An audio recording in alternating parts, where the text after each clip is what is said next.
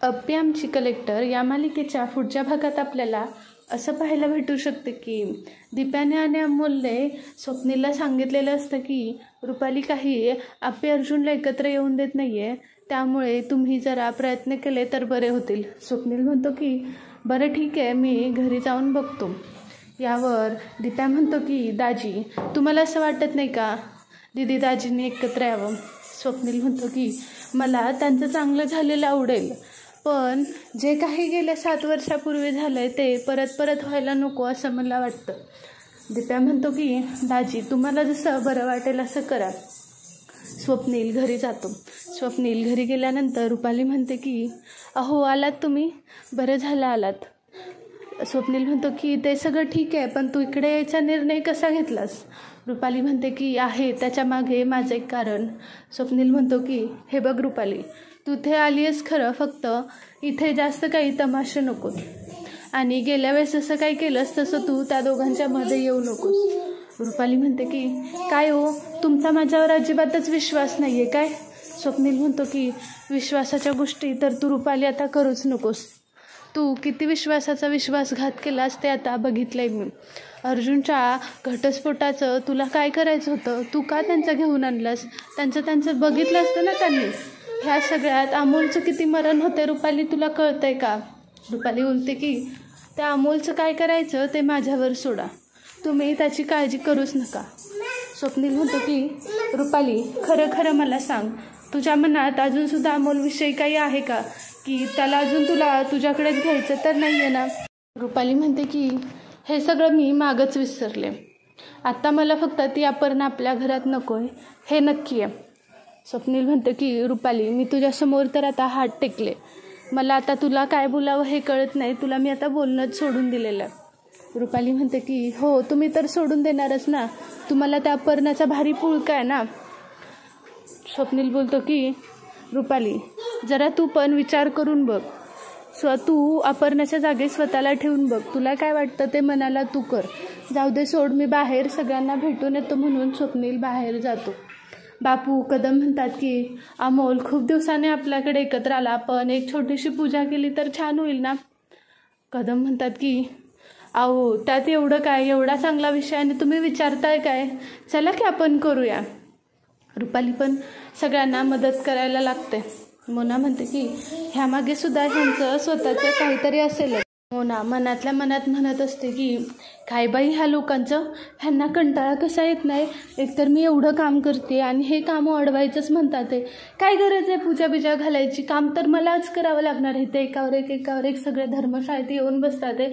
त्या रुपाली ताई तर नुसत्या आल्या पण कामाला हातसुद्धा लावत नाही आहेत. बाबू बोलतात की मोना, जा आपली थोडीशी प्रसादाची ह्याची तयारी कर. मोना बोलते की हो. दीप्याला म्हणते की अहो तुम्ही जरा आत या ना.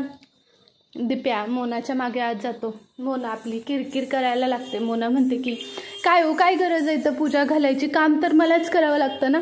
दीप्या म्हणतो की पूजेचं फक्त तू बघ, बाकीचं सगळं माझं मी करतो, मग तर झालं. मोना म्हणते की काय करायचं म्हणजे, प्रसादाला काय लागत नाही, मेहनत लागत नाही, माझे हात बघा पूर्ण काम करून कसे झालेत.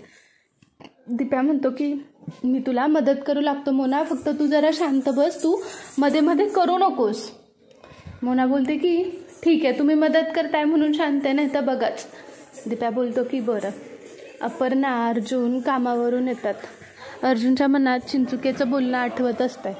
अपर्णाला पुढच्या पर्यटकाविषयी स्थळांविषयी लवकरच ती नियम घालून देणार असते, त्यामुळे ती अर्जुनशी सुद्धा मदत घेणार आहे. पुढे अर्जुन घरी आल्यानंतर पूर्ण पूजेची तयारी करताना दिसतात. घरी आल्यानंतर बापूंना विचारते काय बापू ही कशाची तयारी? बापू म्हणतात की या गप्पे, खूप दिवस झाला आपली पूजा घातली नव्हती, म्हणलं उद्या आपण पूजा घालूया. आपी बोलते की चांगला निर्णय घेतला बघा बापू, जरा पूजा घातल्यानंतर प्रसन्न वाटेल आणि मनसुद्धा शांत होईल. सगळे म्हणतात की हो बरं झालं, छान झालं. आपी म्हणते की मी उद्या सुट्टी काढून घेते. कदमसुद्धा म्हणतात की अर्जुन तू सुद्धा सुट्टी काढ. अर्जुन म्हणतो की हो कदम, मी उद्या सुट्टी घेतो. आणि उद्या सकाळी सगळेजण जेवण करून आपापल्या रूममध्ये जातात. सकाळ झाल्यानंतर आप्पी सगळं तयार करून पूजेची तयारी करायला येते. रुपालीसुद्धा पूजेची तयारी करू लागते. पूजेची सगळी तयारी झाल्यानंतर अमोल म्हणतो की मा, आज तू खूप छान दिसते. मा बाबा, तुम्ही दोघंही खूप छान दिसताय. हे सगळं खरं तर अमोलने मुद्दामच केलेलं असतं, कारण पूजेच्या निमित्ताने माबाबांना अजून कोण वेगळं करू शकत नाही, म्हणून त्याचा हा एक प्लॅनच असतो. पूजेची तयारी झाल्यानंतर सगळेजण बोलतात की ही जोडीनं करायची पूजा आहे. बापू म्हणतात की ही आता नव्या जोड्यांनी पूजा केली पाहिजे, आता काय करायचं. कदम म्हणतात त्याला काय, तर आप्पी अर्जुन आहेत की या जरा दोघेजण बसा पूजेला. रुपालीला खूप राग येतो आणि म्हणते की थांबा, हे काय आहे, आप्पी अर्जुन एकत्र राहत नाहीत हे तुम्हाला माहिती आहे ना, मग ते का करतील पूजा. स्वप्नील बोलतो की रुपाली शांत बस, तमाशे करायची गरज नाही, त्यांचं त्यांना बघून घेऊ देत. रुपाली म्हणते की तुम्ही मला फक्त प्रत्येक वेळेस शांतच बसवा, हे काय करता ते तुम्हाला डोळ्याने दिसत नाही आहे का. स्वप्नील म्हणतो की रुपाली तू शांत बसायचं काय घेशील. रुपाली म्हणते की नाही, अहो अर्जुन भाऊजी, तुम्हाला माहिती आहे ना तुमचं लग्न मोडलं आणि तुमचं आर्याशी साखरपुडा झाल्याने लग्न होणार आहे, मग तुम्ही तिच्यासोबत जोडीनं पूजा करायला हवी काही अपर्णासोबत, जिच्यासोबत तुमचा घटस्फोट झाला आहे.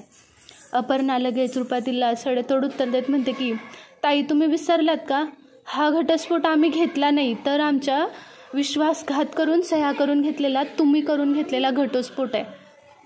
रुपाली बोलते की कसं का असं ना, तुमचा घटस्फोट झाला आहे हे मान्य करा.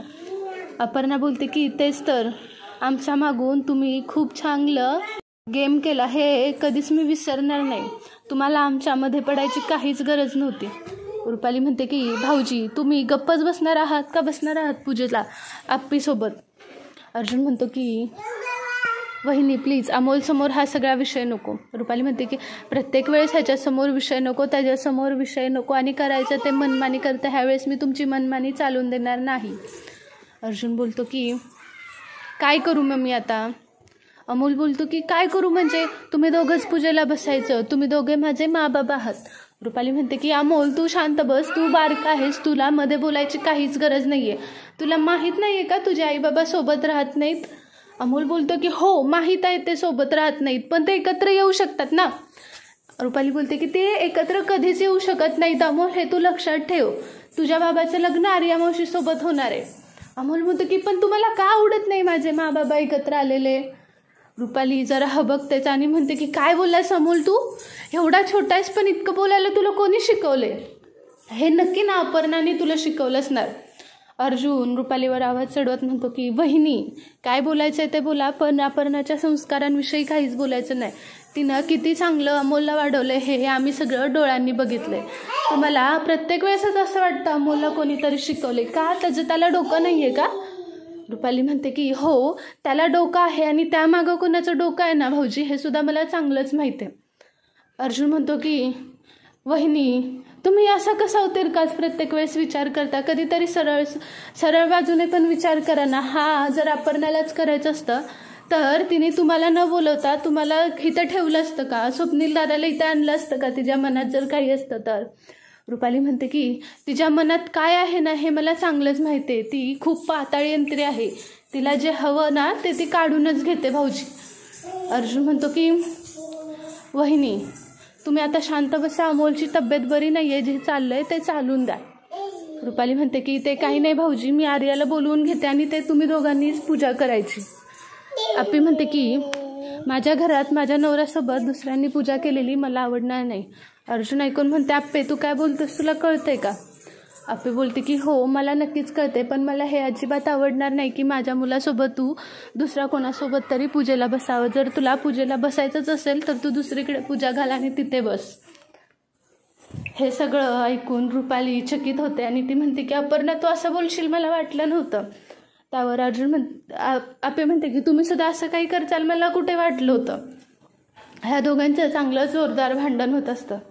इथेच आप्पे आमची कलेक्टरचा भाग संपतो. तुम्हाला आपल्या चॅनलच्या अपडेट्स आवडत असतील तर प्लीज लाईक शेअर आणि सबस्क्राईब करायला विसरू नका. थँक्यू.